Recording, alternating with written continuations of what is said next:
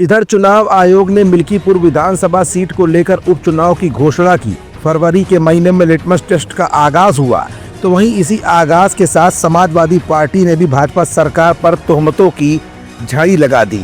अखिलेश ने सरकार की मंशा पर तमाम सवाल उठाए। आखिर अखिलेश ने संभल हिंसा मामले को लेकर सरकार की कार्यशैली पर क्यों सवाल उठाए? महाकुंभ जैसे बड़े आयोजन को लेकर सरकार की जा रही तमाम तैयारियों के बीच अखिलेश ने सरकार से ही कौन से तीखे सवाल किए? और पीछे बीत चुके 9 सीटों पर हुए विधानसभा उपचुनाव को लेकर अखिलेश ने सरकार और चुनाव आयोग को लेकर क्यों निशाना साधा है? ये कुछ ऐसे सवाल है जिनका जवाब अपनी आज की इस रिपोर्ट में हम आपको दिखाएंगे भी और बताएंगे भी। दरअसल अखिलेश के तमाम सवालों से इस समय कड़ाके की ठंड में भी राजनीति का पारा ऊपर चढ़ गया है। लखनऊ में अखिलेश ने पत्रकारों के बीच कहा कि भाजपा ने संभल में जानबूझकर हिंसा करवाई है और मासूम लोगों पर अत्याचार किए गए। सपा का प्रतिनिधिमंडल जब संभल गया तो उसे रोका गया, वहां जाने नहीं दिया गया। आखिर सरकार क्या छिपाना चाहती थी? उन्होंने कहा कि इस घटना के माध्यम से माहौल बिगाड़ने का प्रयास किया गया। उन्होंने आगे कहा कि भाजपा दरारवादी पार्टी है, इनके लिए जीवन का कोई मोल नहीं है। ये एक हृदयहीन पार्टी है जिसे किसी के प्रति भी कोई सहानुभूति नहीं है। इस सरकार में न्याय मिलना और जनता की सुनवाई होना असंभव है। सपा मुखिया ने आगे कहा कि पीडीए के खिलाफ अन्याय और भ्रष्टाचार के 2 पलड़े हैं। उन्हीं के लोग एक दूसरे पर भ्रष्टाचार के आरोप लगा रहे हैं। दिल्ली और लखनऊ की राजनीति में आपस में ही लड़ाई चल रही है। सपा अध्यक्ष अखिलेश ने योगी सरकार पर तंज कसते हुए कहा कि मिल्कीपुर में सबसे साफ सुथरा चुनाव होने जा रहा है। मीडिया को लोगों को भी वहां कैमरा लेकर जाना चाहिए ताकि पता चल सके कि वहां कैसे चुनाव होते हैं।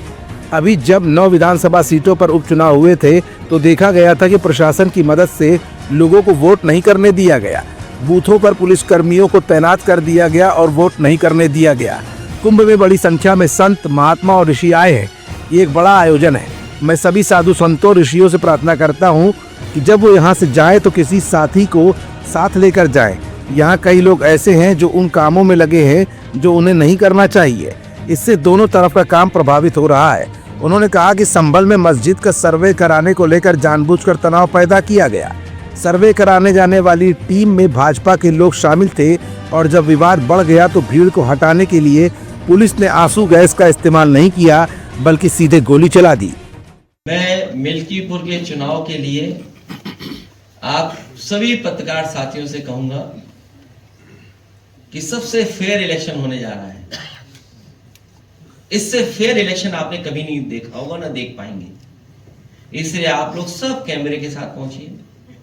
आपके साथ साथ मैं देश के पत्रकार साथियों को भी बुलाना चाहता हूं और साथ ही साथ क्योंकि अयोध्या ऐसी धार्मिक नगरी है, वहां का चुनाव जब होगा तो न केवल देश के पत्रकार देखें बल्कि अंतरराष्ट्रीय स्तर के भी पत्रकार आए और वो देखें कि भारत में और खासकर यूपी में कितना फेयर इलेक्शन होता है।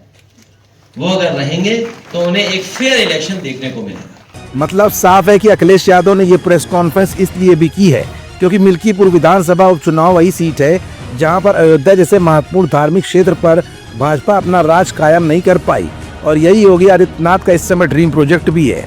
अब ऐसे में जहां एक तरफ सरकार अयोध्या की मिल्कीपुर सीट को जीतने के लिए एड़ी से चोटी तक का जोर लगा रही है, तो वहीं अखिलेश ने भी संभल का मामला प्रेस कॉन्फ्रेंस में उठाकर मुस्लिम वर्ग को अपने साथ जोड़ने की पूरी कोशिश भी की है।